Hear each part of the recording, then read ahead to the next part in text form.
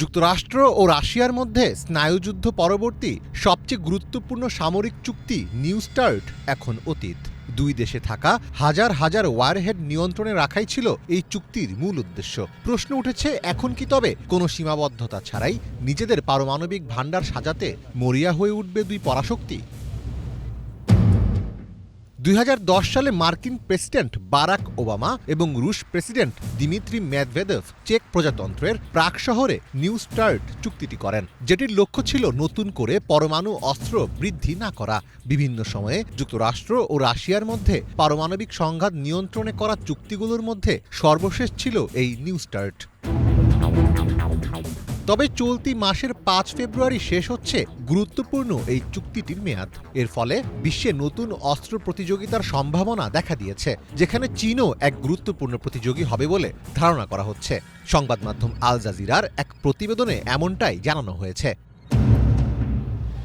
এতদিন যুক্তরাষ্ট্র ও রাশিয়ার হাতে কয়টি পারমাণবিক বোমা বা ওয়ারহেড থাকবে তার একটি সীমা ছিল। এখন আর কোনো আইনি বাধ্যবাধকতা নেই। ফলে দুই দেশই পাল্লা দিয়ে হাজার হাজার নতুন বোমা বানাতে এবং মোতায়েন করতে পারবে।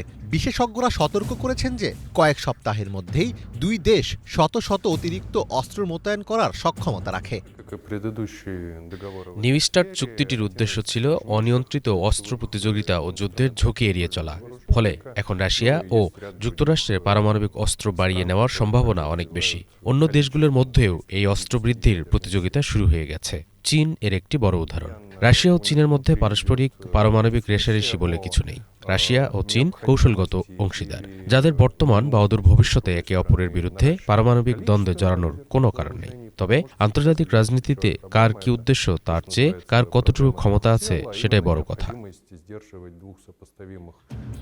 এরই মধ্যে পারমাণবিক অস্ত্র নিয়ন্ত্রণ চুক্তি নিউ স্টার্ট নবায়ন করার জন্য যুক্তরাষ্ট্র ও রাশিয়ার নেতাদের প্রতি আহ্বান জানিয়েছেন পোপ লিও।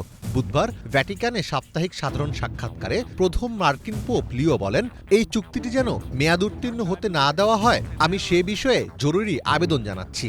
ভয় ও অবিশ্বাসের যুক্তির জায়গায় একটি যৌথ নৈতিকতা প্রতিষ্ঠা করা এখন আগের যে কোনো সময়ের চেয়ে বেশি জরুরি। চুক্তির অধীনে দুই দেশ একে অপরের অস্ত্রাগারে বছরে 18 বার পর্যন্ত ঝটিকা পরিদর্শন করতে পারত।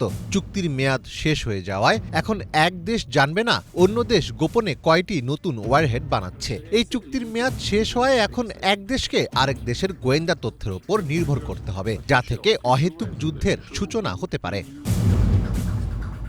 এছাড়া চীন দ্রুত তাদের পারমাণবিক ভাণ্ডার বাড়াচ্ছে। নিউ স্টার্ট না থাকায় আমেরিকা এখন রাশিয়া এবং চীন উভয়কেই একসাথে ঠেকানোর জন্য বিশাল সামরিক বাজেট এবং প্রচুর পারমাণবিক অস্ত্র বানানোর চাপে পড়বে, যা বিশ্বকে স্নায়ুযুদ্ধের চেয়েও ভয়াবহ অস্থিরতার দিকে ঠেলে দিতে পারে।